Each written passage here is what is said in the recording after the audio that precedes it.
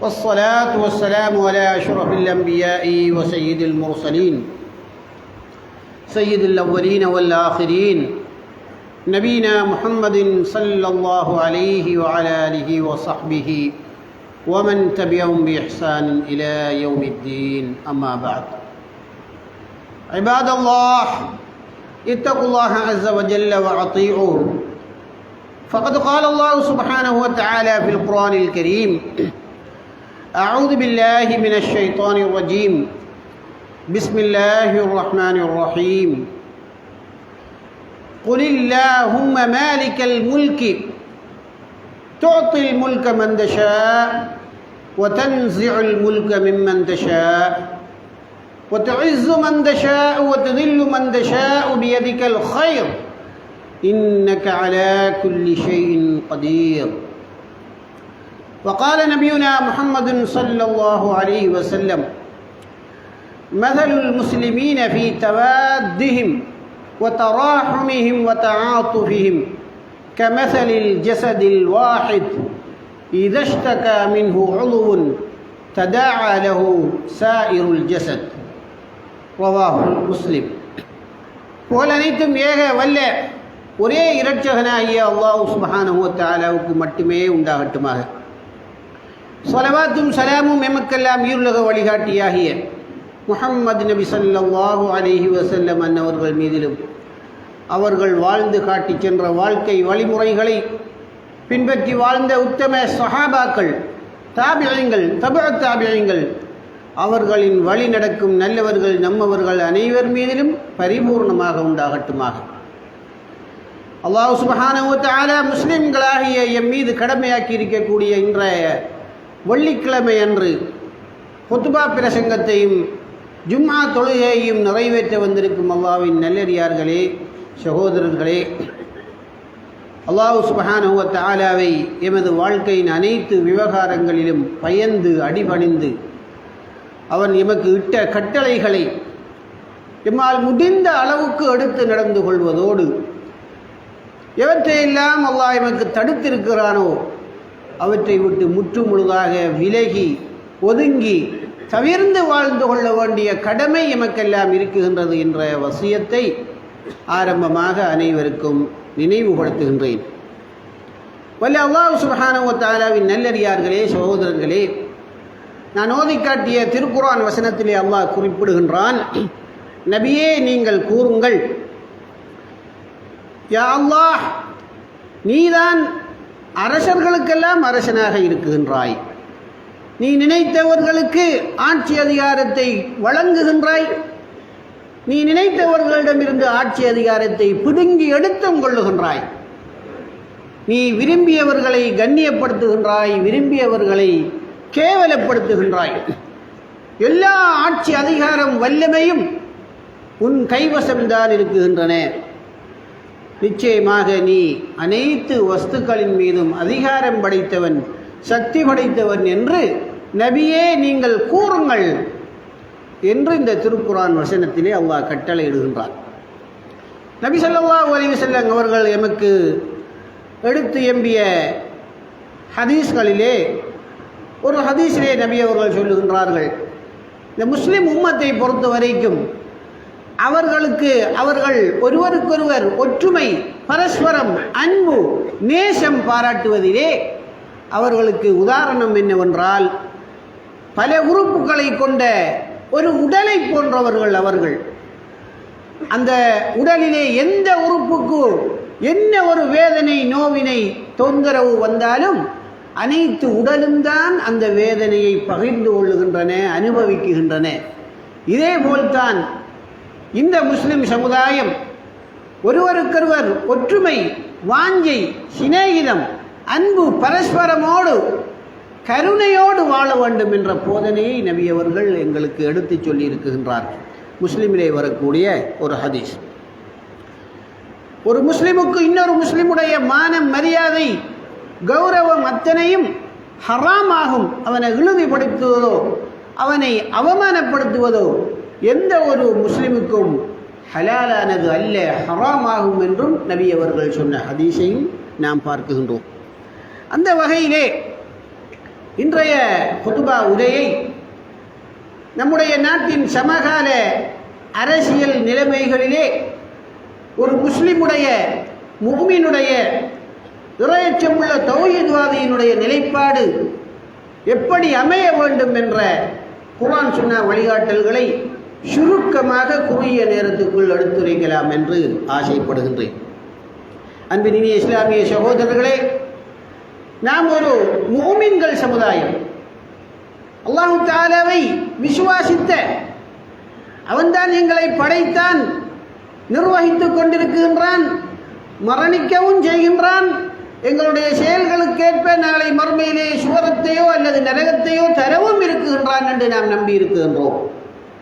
அவனுடைய கலா கதர் முன் ஏற்பாட்டின்படிதான் அத்தனையுமே இந்த உலகிலே நடந்து கொண்டிருக்கின்றன. அவன்தான் அனைத்தையும் இயக்கி கொண்டிருக்கின்றான். மற்ற இயங்குகின்ற அத்தனை பேரும் வெறும் கருவிகள் தான். அவனுடைய கையில்தான் அத்தனை ஆட்டத்தினுடைய திறவுகோல்களும் இருக்குகின்றன என்பதையும் நாம் நம்பி இருக்குகின்றோம். ஒரு முஃமினான மனிதனுக்கு, ஒரு முஸ்லிம் சமுதாயத்துக்கு ஒரு நல்லது நடந்தாலும் அதுவும் இறை ஏற்பாட்டில் உள்ளதுதான், ஒரு கெட்டது நடந்தாலும் அதுவும் இறை ஏற்பாட்டில் உள்ளதுதான். இதெல்லாம் இன்றைக்கு நேற்று அல்ல. இந்த உலகத்தையும் அதில் உள்ளவைகளையும் வானம் பூமிகளையும் படைப்பதற்கு 50,000 வருடங்களுக்கு முன்னராகவே அத்தனையும் அல்லாஹ் தஆலா தீர்மானித்து விட்டான், கலா கதிரிலே ஏற்பாடு செய்து விட்டான் என்று நாம் ஈமான் கொண்டிருக்கின்றோம். அல்லாஹ் தஆலா மிகப்பெரிய அறிவாளி. அவன் கடந்த காலத்தையும் அறிவான், நிகழ்காலத்தையும் அறிவான், எதிர்காலத்திலே என்ன நடக்க இருக்கின்றன என்பதையும் அவன் அறிவான். அவனுடைய கையில்தான் அத்தனை உள்ளங்களும் இருந்து கொண்டிருக்கின்றன. விரும்பிய நேரத்தில் விரும்பியவாறு அந்த இதயங்களை திருப்பிவிடக்கூடிய ஆற்றலையும் அவன்தான் பெற்றிருக்கின்றான். அவன் மிகப்பெரிய அறிவாளன். நாமெல்லாம் அறிவு குறைந்தவர்கள், குறைமதியாளர்கள் என்றும் நாம் ஈமான் கொண்டிருக்கின்றோம். சில விஷயங்களை நாம் நமக்கு நல்லது என்று நினைப்போம். காலப்போக்கிலே தான் அது தெரிய வரும். காலம் எங்களுக்கு உணர்த்தும், அது எங்களுக்கு நல்லதல்ல, அது எங்களுக்கு எதிரானது, தீயது, எங்களுக்கு பாதகமானது என்பதை நாம் உணர்ந்திருக்கின்றோம். இன்னும் சில விஷயங்கள் ஆரம்பத்தில் எங்களுக்கு கசப்பாக இருக்கும், அது எங்களுக்கு எதிரானது, பாதகமானது என்று நாம் நினைத்திருந்தோம். ஆனால் அதில் தான் அல்லாஹ் தஆலா எங்களுக்கு நன்மையையும் முடிவையும் பிரயோஜனத்தையும் வைத்திருந்தான் என்பதற்கும் ஏராளமான நடைமுறை உதாரணங்களை எங்களுக்கு எடுத்து சொல்ல முடியும். அதைத்தான் அல்லாஹ் தஆலா அல் குர்ஆனிலேயும் சொல்லுகின்றான். அஸா அன் தக்ரஹு ஷைஅன் வஹுவ கைருல் லக்கும். சில விஷயங்கள் நடக்கக்கூடாது என்று நீங்கள் நினைப்பீங்க, ஆனால் அது நடக்கிறதுல தான் உங்களுக்கு நன்மை இருக்குதுங்கிறது உங்களுக்கு தெரியாது. இன்னும் சில விஷயங்கள் நடக்கக்கூடாது என்று எதிர்பார்ப்பீங்கள், ஆனால் அது நடக்கிறதுனால தான் உங்களுக்கு நன்மை ஏற்படும் என்பது உங்களுக்கு தெரியாது. அல்லாஹு தஆலா அனைத்தையும் அறிந்தவன், நீங்கள் எதுவும் தெரியாதவர்கள் என்று அல்லாஹு தஆலா இந்த வசனத்திலே எடுத்து கூறுகின்றான். அன்பினிய இஸ்லாமிய சகோதரர்களே, அல்லாஹ்வின் நல்லடியார்களே, நாம் அல்லாஹ்வை ஈமான் கொண்ட இறை விசுவாசிகள், இஸ்லாத்தை ஏற்றுக்கொண்டவர்கள், நபியை ஏற்றுக்கொண்டவர்கள் என்ற வகையிலே நாம் ஏற்றிருக்கின்ற இஸ்லாம் எங்களுடைய உயிரை விடவும் எங்களுக்கு மேலானதாகும், எங்களை பெற்றெடுத்த தாய் தகப்பனை விடவும் எங்களுக்கு மேலானதாகும். அந்த இஸ்லாத்துக்காக எதை வேண்டுமானாலும் நாங்கள் விடலாம், எங்களுடைய உயிரை கூட நாங்கள் விடலாம். ஆனால் எதற்காகவும் நாங்கள் இஸ்லாத்தை விட்டுவிட முடியாது என்கிறது எங்களுடைய அசைக்க முடியாத அடிமனதில் உள்ள நம்பிக்கையாகும். அப்படி நம்பிக்கை இருக்க வேண்டும். இருந்தால்தான் அவன் முஸ்லிம். இல்லை என்றால் அவனுடைய இஸ்லாத்திலேயும் ஈமானிலேயும் சந்தேகப்பட வேண்டி இருக்குகின்றது. இதே போல ஒரு முஸ்லிம் தன்னுடைய சக சகோதரனாகிய அடுத்த முஸ்லிமுக்கு நல்லதையே நாட வேண்டும். தனக்கு எது நடக்க வேண்டும் என்று விரும்புகின்றானோ அதுதான் தன்னுடைய சகோதரனுக்கும் நடக்க வேண்டும் என்று அவன் ஆசைப்பட வேண்டும். அதில் குறைபாடு இருந்தாலும் தான் மட்டும் நல்லா இருக்க வேண்டும், அடுத்தவன் எக்கேடு கட்டு போனாலும் சரி, என்ன நாசமானாலும் சரி என்ற எண்ணம் ஒருவனுடைய அடிமனதில் இருந்தால் அவனுடைய ஈமானும் கேள்விக்குறிக்குரிய ஈமான் என்பதாக நபி ஸல்லல்லாஹு அலைஹி வஸல்லம் அவர்கள்தான் சொல்லியிருக்கின்றார். அன்பின் இனிய இஸ்லாமிய சகோதரர்களே, அல்லாஹ்வின் நல்லடியார்களே, நாம் வாழ்ந்து கொண்டிருக்கக்கூடிய இந்த காலத்தினுடைய சமகால சர்வதேச அரசியல் என்பது அது நம்முடைய நாட்டுக்கு மட்டுமல்ல, அல்லது ஆசிய நாடுகளுக்கு மட்டுமல்ல, பொதுவாக சர்வதேச மட்டத்திலே அரசியல் என்பது பொய், புரட்டு, ஏமாற்று, பித்தலாட்டம், சதி இப்படியானவைகளால் தான் சூழ்ந்திருக்கின்றது. இந்த அத்தனை கெட்ட செயல்களுக்கும் அரசியலில் சொல்லப்படுற பேரு ராஜதந்திரம், சாணக்கியம் என்ற அழகிய பெயர்களால் அதில் இருக்கக்கூடிய அத்தனை தில்லு முள்ளுகளும் மூடி மறைக்கப்பட்டு கொண்டிருக்கின்றன. நாம் இன்றைக்கு ஒரு சமகால அரசியல் நிகழ்வாக ஒன்றை பேசிக் கொண்டிருப்போம், விமர்சித்துக் கொண்டிருப்போம், அதனை புகழ்ந்து பாராட்டி கொண்டிருப்போம், அல்லது இகழ்ந்து திட்டிக் கொண்டிருப்போம். ஆனால் நமக்கு தெரிஞ்ச தகவல் வர உண்மையான ராஜதந்திர நகர்வு என்பது அதற்கு மாற்றமாக இருக்கும். அது நமக்கு தெரியாது. அது எதை போட்டு எதை எடுக்கிறேங்கிற ராஜதந்திரம் அது ரொம்ப ஆழமானது, அதோடு தொடர்பு பட்டவர்களுக்கு தான் இருக்கும். நாம இந்த அரசியலில் இப்பையும் பாமரத்தனம் உள்ளவர்கள் தான், எவ்வளவுதான் படித்திருந்தாலும் என்கிறதையும் நாங்கள் புரிந்து கொள்ள வேண்டும். நான் சில விஷயங்களை சொல்வதற்காகத்தான் இவற்றையெல்லாம் நாம் தெரிந்து கொள்ள வேண்டும் என்பதற்காக ஆரம்பத்திலேயே இதை நான் சொல்கிறேன். இதனால் தான் நம்முடைய இலங்கை, இந்தியா போன்ற நாடுகளினுடைய ஆசிய நாடுகளுடைய கீழை தேச நாடு, கிழக்கு ஆசிய நாடுகளினுடைய அரசியல் நிலைமை இன்றைக்கு உள்ளொன்று புறம் ஒன்று, வெளியே சொல்லப்படுவதுண்டு, அரங்கில் உண்டு, அந்த அரங்கத்தில் உண்டு. இதுதான் அரசியலினுடைய யதார்த்தம். இதை புரிஞ்சு கொள்ள வேண்டும். இதை நாம சும்மா இன்றைக்கோ நாளைக்கோ 4 பேர் சேர்ந்து மாற்றி விடக்கூடிய விஷயம் அல்ல. ஆண்டாண்டு காலமாக, காலாதிகாலமாக இப்படித்தான் இந்த அரசியல் கள நிலவரம் இருந்து வருகின்றது. இதனால தான் நம்முடைய இந்தியாவில், தமிழ்நாட்டில் ஒரு காலத்தில் பெரிய பெரிய அரசியல்வாதிகளாக கோலோச்சி செய்த, சமூக சேவை செய்த பெரிய பெரிய மனிதர்கள், உதாரணமாக அறிஞர் அண்ணா, கருணை வீரர் காமராஜன், இப்படியாப்பட்டவர்கள், எம்ஜிஆர், ராமச்சந்திரன், இப்படியானவர்கள் எல்லாம் இந்த அரசியலுக்குள்ளே கிடந்து உழண்டு புகண்டு நல்லது கெட்டது எல்லாத்தையும் கண்டுவிட்டு அவர் சொன்ன வாசகம் என்ன கடைசியாக அரசியலை பற்றி? அரசியல் ஒரு சாக்கடை, அரசியல் என்பது ஒரு சாக்கடை, அதில் எல்லாம் நல்லா இருக்கும் என்று எதிர்பார்க்கலாம். நிறைய தீங்குகளுக்குள்ள சில நன்மைகள் நடக்கும். அதுதான் அரசியல் என்று அவங்க அன்றைக்கே கணித்து சொல்லிவிட்டார்கள். அது சொல்லி இப்போ ஒரு 100 வருஷம் தாண்டுது. இப்போ அதுக்கு மேலால் எவ்வளவு மோசமடைந்திருக்கும் என்று நீங்கள் பார்த்துக்கொள்ளுங்க. இப்போ எதையும் நாங்கள் சும்மா ஏமாந்த இலவு காத்த கிளி போல நம்பி ஏமாந்து விடக்கூடாதுங்கிறதுக்காகத்தான் முன்னெச்சரிக்கையாக இதை நான் உங்களுக்கு சொல்லி வைக்கின்றேன். அப்போ ஒரு முஸ்லீமை பொறுத்த வரைக்கும் அவனுக்கு அரசியல் தேவையா தேவையில்லையா என்ற கேள்வி கேட்டால் முற்று அவன் ஒதுங்கியா இருக்கணும் அரசியலை விட்டு, இல்லை அவனுடைய பங்களிப்பு என்னையா இருக்கணும் என்று கேட்டால் இது ஒரு ஆபத்தான மருந்து.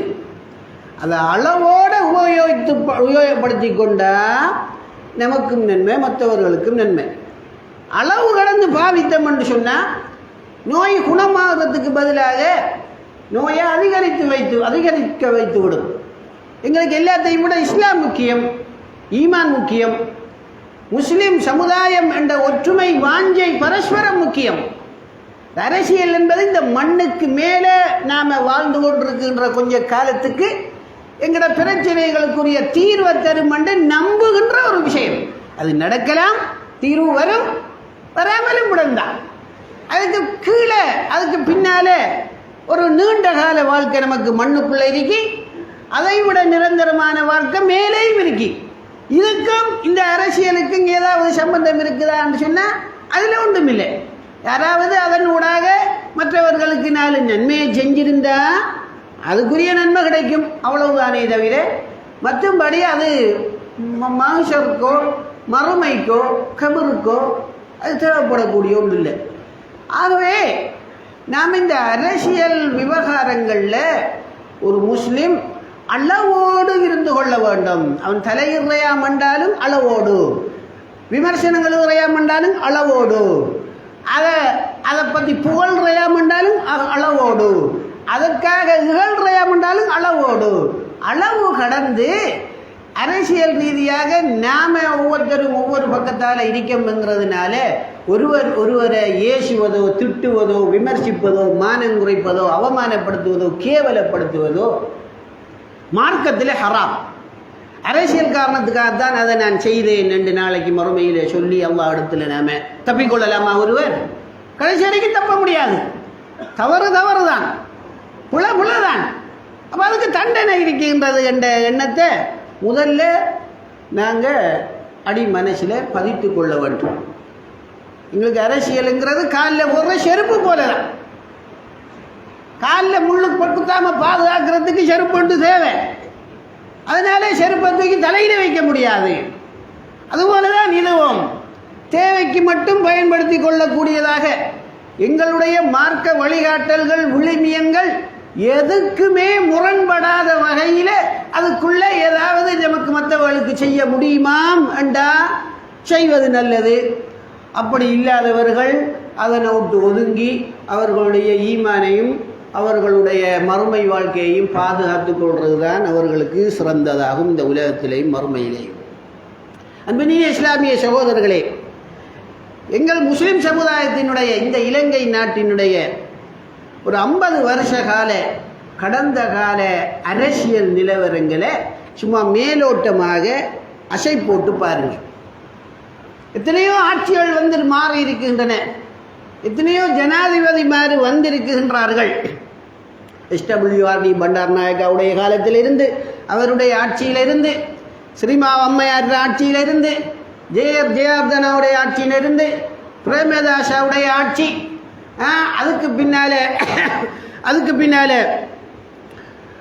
பிரேமதாசாவுடைய ஆட்சி, சந்திரிகாவுடைய ஆட்சி, மஹிந்தவுடைய ஆட்சி, அதே போல மைத்திரியுடைய ஆட்சி, கோத்தபாயுடைய ஆட்சி, எத்தனையோ ஆட்சி 5 வருஷம் 10 வருஷம் ஒவ்வொருத்தரும் ஆட்சி செய்திருக்காங்க. அதனால் முஸ்லிம் சமுதாயம் அவர்களுடைய அத்தனை உரிமைகளையும் பெற்றுக்கொண்டார்களா என்றால் அதுவும் கிடையாது. ஒரு அரசாங்கத்தில் இந்த முஸ்லிம் உம்மத்துக்கு இழைக்கப்பட்ட அநீதி அடுத்த அரசு வந்தவுடனே அதற்கு நீதி பெற்றுக் கொடுக்கப்பட்டதா முற்றுமுழுதாக என்று கேட்டால் அதுக்கும் யாராலேயாவது ஆம் என்று அடித்து பதில் சொல்ல முடியுமா? இல்லை. அது அப்படிதான் இருக்கும். போகிற மாதிரி அது போயிட்டே இருக்கும். நாம வேணுமென்று சொன்னால் மறந்து கொண்டு ஏமாந்து கொண்டு என்ன செய்ய வேண்டியதுதான், அதை விட்டு போட்டு இருக்க வேண்டியதுதான். நடந்து முடிஞ்சது தான். அதுக்கு முழுமையான ஒரு விசாரணையோ ஒரு நீதியோ அது ஒன்றும் கிடையாது. நாம் ஒரு விஷயத்தை தெரிந்து கொள்ள வேண்டும். நபி ஸல்லல்லாஹு அலைஹி வஸல்லம் அவர்கள் சொன்ன ஒரு ஹதீஸ், அல் குஃபுரு மில்லத்துன் வாஹிதா. அல் குஃபுரு மில்லத்துன் வாஹிதா. குஃபுர் என்பது ஒரே சமயம், அது எத்தனை சமயங்களாக பிரிந்து இது செஞ்சிருந்தாலும் முஸ்லிம்களுக்கு எதிராக செயல்பட வேண்டும் என்ற ஒரு சதித்திட்டம் போடப்பட்ட அத்தனை குஃபுரும் உண்டாதானா? ஒரு குஃபுர், அடுத்தது இஸ்லாம். 2 தான் இந்த உலகத்தில். வேறு 3வது மதம் இல்லை. பேரளவில் பலது இருக்கலாம்.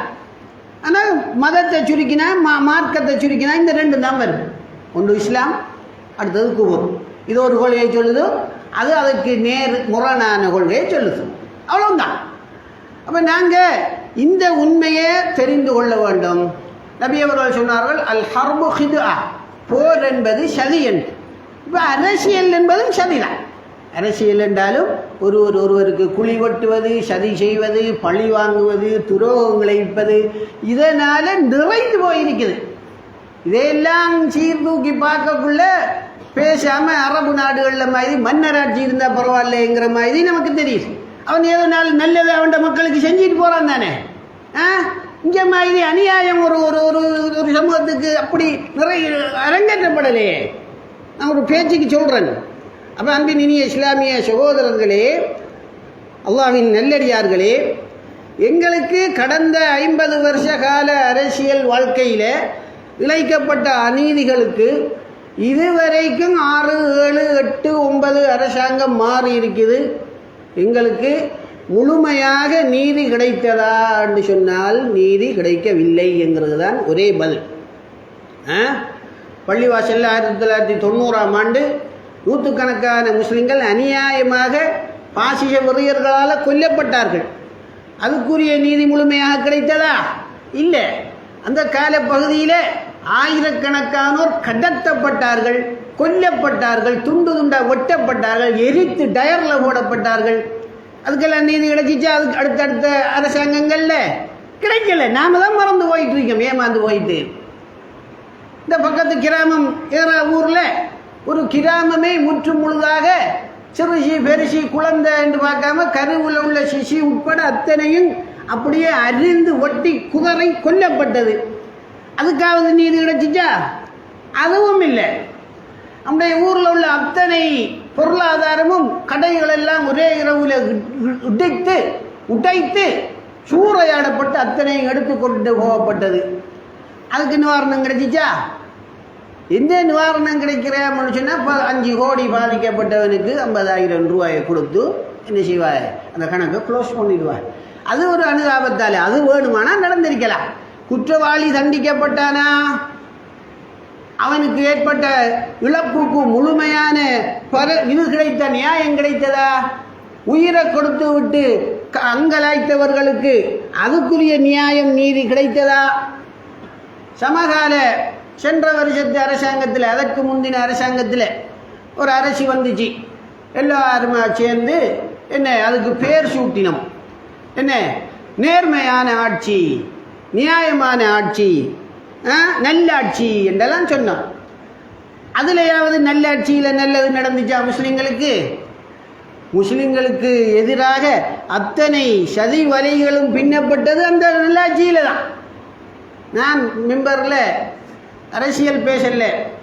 முஸ்லிம்கள் அவர்களுடைய அத்தனை நகர்வுகளையும் கவனமாக இருக்கணும். முட்டாள்தனமாக நமக்கு நடந்ததையெல்லாம் மறந்து விட்டு எல்லாரோடையும் சேர்ந்து கூழ் குடிப்பவர்களாக கொண்டாடுபவர்களாக சோரம் போய்விடக்கூடாது என்கிறதுக்காகத்தான் சொல்கிறேன். அந்த நல்லாட்சி அரசாங்கத்தில் தான் முஸ்லிம்கள் மீது ஏராளமான, அதாவது மத்திய மாகாணம் கண்டியிலே உள்ள ஏராளமான ஊர்களில், கண்டி, திகன இப்படியான பல பிரதேசங்களில் முஸ்லீம் சமுதாயத்தினுடைய கடைகள், சொத்துக்கள் சூறையாடப்பட்டு பள்ளிவாசல்களுக்கு கல்லறிந்து உடைக்கப்பட்டு இப்படியான எத்தனையோ இதுகளெல்லாம் நடந்தன. அதுக்கெல்லாம் நீதி கிடைச்சிச்சா? அதுவும் நீதி கிடைக்கல. அப்படியே எல்லாம் பெண்டிங்கில் கிடக்கு. அப்போ எப்போ கிடைக்கிற? 50 வருஷத்துக்கு முதல் நடந்ததுக்கே இன்னும் ஒன்றும் இல்லையாமண்டா. அப்போ இதுக்கெல்லாம் எப்போ வர?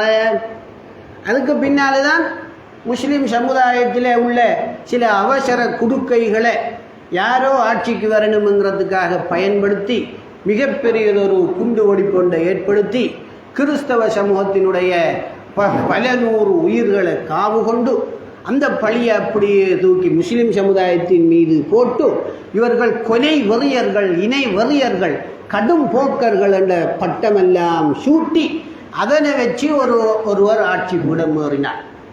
அவர் ஏறினத்துக்கு பின்னாலே இந்த நாட்டில் முஸ்லிம்கள் நிம்மதியாக வாழ்றதே கேள்விக்குரியங்கிற அளவுக்கு கூட நிலைமைகள் ஆயிடுச்சா இல்லையா?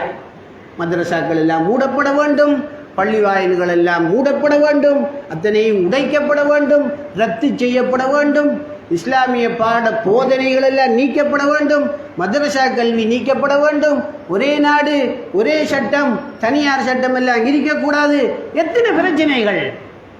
அப்போ அதை என்ன சொல்லப்பட்டுச்சு அந்த நேரத்தில் எல்லாம்?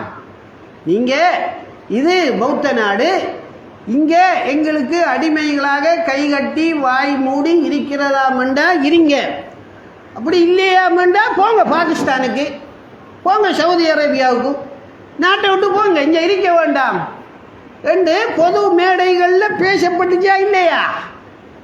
திட்டமிட்டு பேசப்பட்டது. அது அரசாங்கத்தினுடைய குரலாக தான் நாம் எடுக்க வேண்டும். அரசாங்கம் சொல்லாவிட்டாலும் என்றால் அதுக்கு ஒரு நடவடிக்கை எடுக்கப்படலை. பேசினவர்கள் இந்த தரப்பில் உள்ளவர்கள். அப்போ என்ன நீதி நியாயம் நமக்கு கிடைச்சிச்சு? அதுக்கு சிலர்கள் வக்காலத்து வாங்கி கொண்டு இனி 10 வருஷத்துக்கு இந்த மொட்டு ஆட்சி தான், யாரும் அசைக்க முடியாது, வாயை மூடிட்டு இருக்க வேண்டியது தான், அடங்கி போன சிலதையாவது எடுக்கலாம், திமிர் நீங்களண்டா ஒன்றும் இல்லாமல் இருந்ததும் இல்லாமல் போகும் என்று நம்முடைய சமூகத்தில் உள்ள சிலரே நம்மளை மிரட்டினாக. அதை நாங்கள் பார்த்தோம் தானே.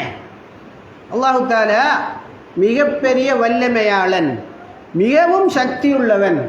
மனுஷன் ஒரு கணக்கு போடுவான், அல்லாஹ்வுடைய கணக்கு அதுக்கு மேலாக எதிராக இருக்கும்ங்கிறத அந்த ஆட்சியில் நாம் பார்த்தோமா இல்லையா? 10 வருஷத்துக்கு அசைக்கவே முடியாது என்று மார்தட்டி இருமாப்பு கொண்டு அலைந்து திரிந்தவர்களுடைய ஆட்சியை வெறும் 2 வருஷத்தில் இருந்த இடம் தெரியாமல் அல்லாஹு தஆலா ஆக்கி நமக்கு நிவாரணம் அளித்தானா இல்லையா? அவன்தான் எங்களுக்கு நீதி வழங்குபவன், அவன்தான் எங்களுக்கு பாதுகாப்பு அளிப்பவன். அதை முதல் நம்புங்க. எந்த அரசோ எந்த ஆட்சியோ எந்த ஜனாதிபதியோ ஒன்றும் செய்துவிட முடியாது. அல்லாஹ் இடத்துல நெருங்குங்க, அவனிடத்தில் கையை ஏந்துங்க. அவன்தான் நமக்கு வழிகாட்டுறேன்றாலும் சரி, பாதுகாக்கிறேன்றாலும் சரி, எல்லாம் அவன் தான் செய்யணும். வஸ்துக்கள் மீது நம்பிக்கை வைத்து வைத்து வைத்து 50 வருஷமாக ஏமாந்ததுதான் வரலாறு. அப்போ இதனையும் நாங்கள் தெரிந்து கொள்ள வேண்டும். இன்னும் யார் யாரோ அரசியல் செய்கிறதுக்காக எங்களுக்குள்ளே நாங்கள் சண்டை பிடிச்சி கொண்டு ஏசிக்கொண்டு கோவப்பட்டு கொண்டு விமர்சித்து கொண்டு இருக்கிறது கடைந்தெடுத்த முட்டாள்தனம்ங்கிறத நாங்கள் தெரிந்து கொள்ள வேண்டும். அன்பின் இனிய இஸ்லாமிய சகோதரர்களே, ஆகையினால்தான் அன்பின் இனிய இஸ்லாமிய சகோதரர்களே, எங்களுக்கு இதுகால வரைக்கும் 50 வருஷமாக நடந்த எத்தனையோ அடாவடித்தனங்கள், முஸ்லிம்களுக்கு எதிரான திட்டமிட்ட சதிகளுக்கு இன்னும் எதுவுமே நீதி கிடைக்காத நிலையில்தான் நாங்கள் இன்று வரைக்கும் இருந்து கொண்டிருக்கின்றோம். அல்லாஹு தஆலா எங்களுக்கு பாதுகாப்பு அளிச்சு அந்த 10 வருஷ கால ஆட்சி தொடர்ந்து இருக்குமாம் என்று சொன்னால் நாங்கள் இந்த நாட்டில் எப்படியான ஒரு கேவலத்தை சந்தித்திருப்போம் என்றதை கொஞ்சம் எண்ணி பாருங்க. எங்களை மதரசாக்களை இழந்து, தனித்துவத்தை இழந்து, மார்க்க கல்வியை இழந்து, பள்ளிவாசல்கள் மூடப்பட்டு, அதிலும் குறிப்பாக குர்ஆன் ஹதீஸ் பேசக்கூடிய அத்தனை நபர்களும் பயங்கரவாதிகளாக சித்தரிக்கப்பட்டு, அதில் இஸ்லாத்தை வைத்து நடித்து பிழைப்பு நடத்தி கொண்டிருந்த, எம்மதமும் சம்மதம் என்று வாழ்ந்து கொண்டிருந்த, எல்லாம் அவனே என்று சொல்லி கொண்டிருந்த ஒரு சிலர்கள் மட்டும் வேண்டுமானால் அனுபவிக்கலாம் சலுகைகளை. மற்ற எல்லாரும் சொல்லன்னா துன்பத்தை தான் இந்த 10 வருஷத்துக்குள்ளே அனுபவிச்சிருக்க வேண்டும். ஆனால் நாங்கள் அல்லாஹு தஆலா இடத்துல அதை நீக்க சொல்லி கேட்டோமோ கேட்கலையோ, அல்லாஹு தஆலா எங்களுக்கு அதனை நீக்கி தந்தானா இல்லையா? முன்பு 90ஆம் ஆண்டு காலப்பகுதியில் ஈழப் போராட்டம் நடந்து கொண்டிருந்த நேரத்தில் இந்தியா அமைதியாக்கும் பட இலங்கைக்கு வந்துச்சு. ராஜீவ்காந்தியினுடைய ஒப்பந்தத்தில், ஜே.ஆர். ஜெயவர்தனையும் ராஜீவ்காந்தியும் செய்து கொண்ட ஒப்பந்தத்தில் அப்போ ஒரு சமூகத்தினர் எப்படி சந்தோஷப்பட்டார்கள் என்றால், இந்திய இராணுவம் வந்துவிட்டது, இனி இராணுவம் நாட்டை கைப்பற்றும், இந்தியாவுக்கு கீழே உள்ள ஒரு நாடாக இலங்கை மாறும், அப்போ கிட்டத்தட்ட எங்களுக்கு தனி நாடு கிடைத்தது போலதான் என்று சந்தோஷப்பட்டு கொண்டாங்க. அப்போ கடைசி முடிவு என்ன ஆயிடுச்சு? 5 வருஷத்தால் இந்திய படை இங்கேருந்து வெளியேறிச்சு. டாட்டா காட்டி வரவேற்ற அதே சமூகம் பாட்டாவை காட்டி எறிஞ்சி அவர்களை வழி அனுப்பி வச்சது. அது வரலாறு. அதே வரலாறு கடந்த கால ஆட்சிக்கு நடந்துச்சா இல்லையா? எந்த ஒரு சமூகத்தை இனவெறிய தூண்டி தனி பௌத்த நாடாக இதை ஆக்க வேண்டும், இவங்க இப்படியோ விட்டா இன்னும் 15 வருஷத்தாலே முஸ்லிம் நாடாக இதை ஆக்கி விடுவார்கள் என்று பொய்ய பெரும்பான்மை சமூகத்துக்கு மத்தியில் கட்டவிழ்த்து நம்ப வைத்து அவர்களை எல்லாம் மூளை செலவை செய்து, நான் வந்தால்தான் இந்த நாட்டை பௌத்த நாட்டாக பாதுகாக்க முடியும் என்ற ஒரு ஒரு ஒரு பிரமையை அந்த மக்களுக்கு ஏற்படுத்தி அவர்களை எல்லாம் ஏமாற்றி ஆட்சி பீடம் ஏறி 2 வருஷம் ஆகவில்லை. அதே வாக்களித்த 69% வாக்களித்து வெற்றி வாகை சூடுவதற்கு காரணமாக இருந்த அதே சமூகம், நாம் சிறுபான்மை சமூகம் அல்ல, அவரை என்ன செஞ்சிச்சு, கோத்தா கோகம என்ற போராட்டத்தை துவங்கி இந்த நாட்டை விட்டே வெளியேறும் அளவுக்கு ஆட்சி அதிகாரத்தை எல்லாம் தூக்கி எறிந்து விட்டு பதவி விலக வேண்டும் என்று போராடி அதில் வெற்றி கண்டிச்சா இல்லையா? இதை ஏற்படுத்தி காட்டினவன் மேலே இருந்து அத்தனையும் நிர்வகித்து கொண்டிருக்கக்கூடிய வல்ல அல்லாஹ் என்கிறத நாங்கள் நம்ப வேண்டும். யாராவது 2 வருஷத்துக்குள்ள இப்படி ஒரு மாற்றம் வரும் என்று கனவுலையாவது எதிர்பார்த்தமா? இல்லை. எத்தனை நூற்றுக்கணக்கான ஜனாசாக்கள் குளிப்பாட்டப்படாமல் கவனிடப்படாமல் அநியாயமாக போட்டு எரிக்கப்பட்டன.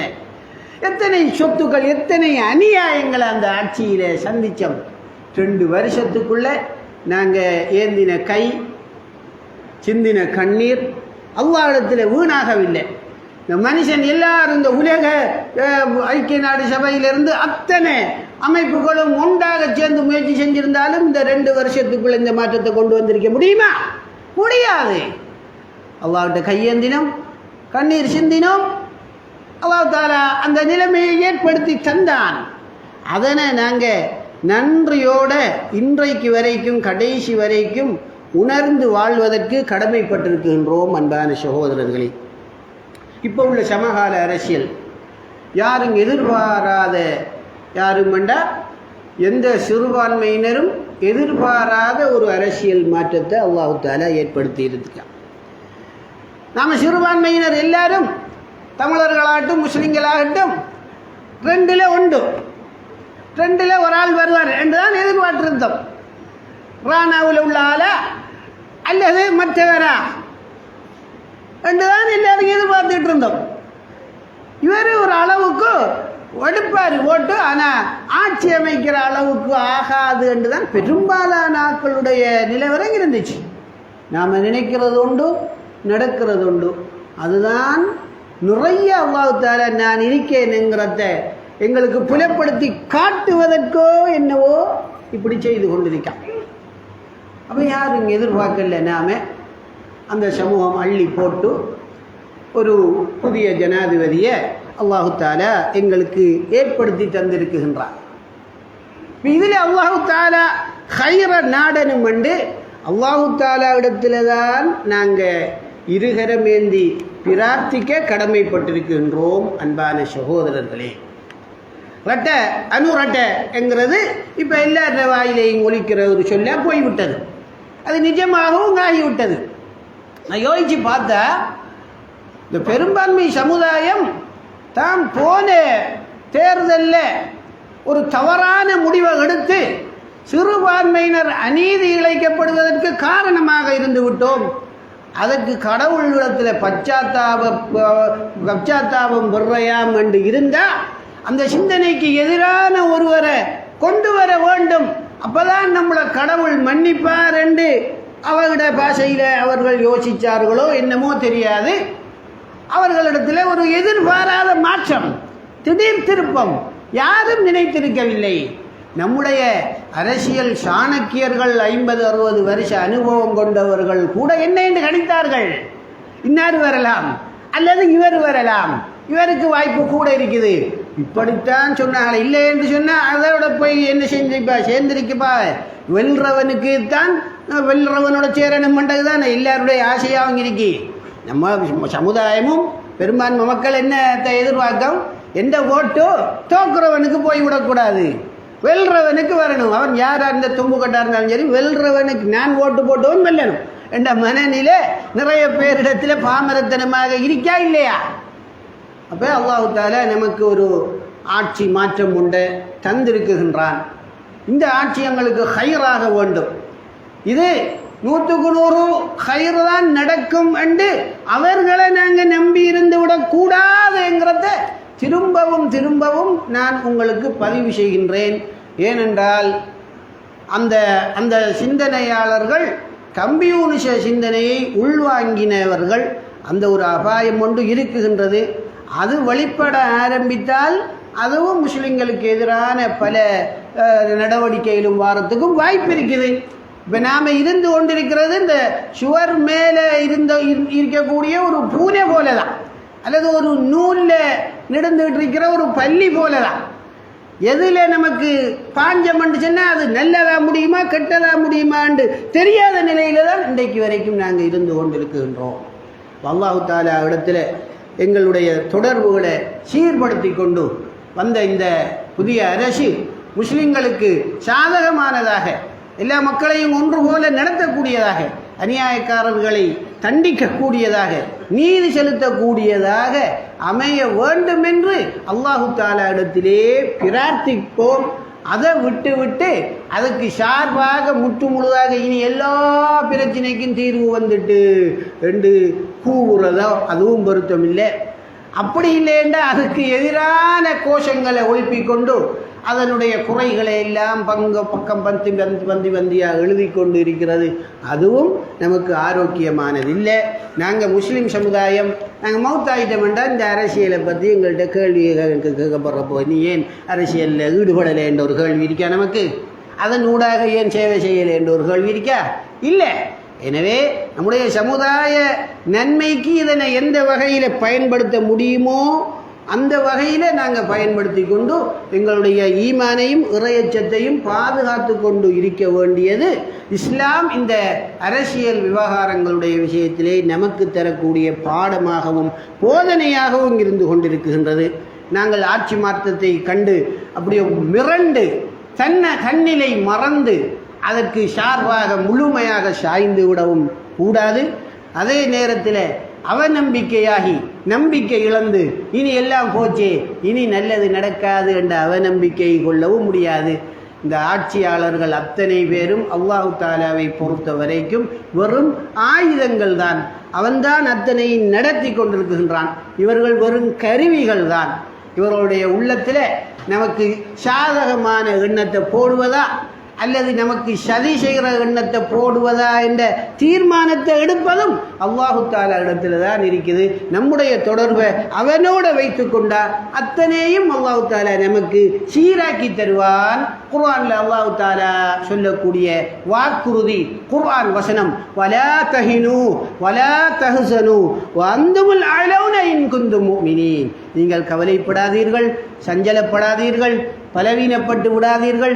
நீங்கள் மட்டும் இறை விசுவாசிகளாக இருந்தால் நீங்கள்தான் உயர்ந்தவர்கள், நீங்கள்தான் மிகைப்பவர்கள், நீங்கள்தான் வெற்றி பெறுபவர்கள் என்று அல்லாஹு தஆலா அடித்து சொல்லுகின்றான். அது இறை வாக்கு, அது ஒரு காலமும் பொய்யாகாது, 100க்கு 100 உண்மை. நாங்கள் எங்களுடைய ஈமானை சரிப்படுத்தி கொண்டு முஃமின்களாக வாழ்வோம். சபபுக்கு இந்த அரசியலில் எதை நம்மளால் முடியுமோ அதை செய்து கொள்வோம். அல்லாஹு தஆலா எங்களை சீரான வழியிலே நல்நடத்தி எங்களுடைய முஸ்லிம்களுக்கும் இஸ்லாத்துக்கும் எது நல்லதோ அதனை செய்து தரக்கூடிய ஒரு நல்ல ஆட்சியாளராகவும் நல்ல ஆட்சியாகவும் இந்த மலர்ந்திருக்கக்கூடிய ஆட்சியை அல்லாஹு தஆலா ஆக்கி தருவானாக. ஆமீன் ஆமீன். வாஹிரு தஅவானா அல்ஹம்துலில்லாஹி ரப்பில் ஆலமீன். அல்ஹம்துலில்லாஹி வஸ்ஸலாத்து வஸ்ஸலாமு அலா ரசூலில்லாஹ் முஹம்மது பின் அப்துல்லாஹ் ஸல்லல்லாஹு அலைஹி வ அலா ஆலிஹி வ ஸஹ்பிஹி அஜ்மஈன். அன்பினிய இஸ்லாமிய சகோதரர்களே, அல்லாஹ்வின் நல்லடியார்களே, ஃபேஸ்புக்குகளில் பொதுவாக சமூக வலைத்தளங்களில் நம்முடைய முஸ்லீம் சகோதரர்கள் இந்த அரசியல் விவகாரங்களுக்கு கொடுக்குற முக்கியத்துவத்தையும் ஒருவர் ஏசி பேசி விமர்சித்து மானங்குறைச்சி எழுதுறதையும் பார்த்தா ஈமான் எங்கே போய்விட்டது, இஸ்லாமிய பண்பு எங்கே போய்விட்டது, சகோதரத்துவம் எங்கே போய்விட்டது என்று கேள்வி கேட்கிற மாதிரி இருக்கின்றது. சுப்ஹானல்லாஹ். ஏன்தான் நம்முடைய முஸ்லிம் சமுதாயம் இப்படி இஸ்லாத்தை தவிர மற்ற எல்லாத்தையும் தெரிந்து வைத்திருக்கின்றார்கள், இஸ்லாமிய வாழ்க்கை ஒழுமியங்களை மட்டும் தெரியல, அல்லது தெரிஞ்சாலும் அதனை நடைமுறைப்படுத்தாத ஒரு சமூகமாக இருந்து கொண்டிருக்கின்றது. ஒவ்வொருவருக்கும் ஒவ்வொரு குறிப்பிடப்பட்ட நேரம் அல்லாஹ்விடத்தில் இருக்கிறது. அந்த நேரம் முடிந்தால் இந்த மண்ணை விட்டு நாம் விடைபெற்று செல்ல வேண்டும். நாம் திருந்திரையாமண்டா இந்த விடைபெற்று செல்கிற நேரம் வருவதற்கு முதல் திருந்த வேண்டும். அந்த நேரத்தில் எல்லா உண்மையும் முழங்கும் போது திருந்துவதற்கு முயற்சிப்பார், ஆனால் திருந்த முடியாது. நாம் கலிமாவுக்கு இடம் கொடுக்காது. கலிமா அல்லாஹ்வை ஈமான் கொண்டாலும் அந்த ஈமானும் கடைசி நேரத்தில் ஏற்றுக்கொள்ளப்படாது. பாவத்துக்கு மன்னிப்பு கேட்டால் அந்த மன்னிப்பும் அல்லாஹ் தஆலா இடத்துல வழங்கப்பட மாட்டாது. அதற்கு முன்னால் எங்களுடைய உடலில் அல்லாஹ் தஆலா வல்லமையை சக்தியை தந்திருக்கிற நேரத்திலே அவனுக்கு முழுமையாக கட்டுப்பட்டு அமல் இபாதத்துகளில் நாங்கள் விட்ட குறைபாடுகளை சீர் செய்து கொண்டு அல்லாஹ் தஆலாவோடு தொடர்பு வைத்த முஃமின்களாக வாழ்ந்து மரணிப்போமாக. ஆமீன் ஆமீன். வாஹிரு தஅவானா அல்ஹம்துலில்லாஹி ரப்பில் ஆலமீன். வஸ்ஸலாமு அலைக்கும் வரஹ்மத்துல்லாஹி வபரகாத்துஹு.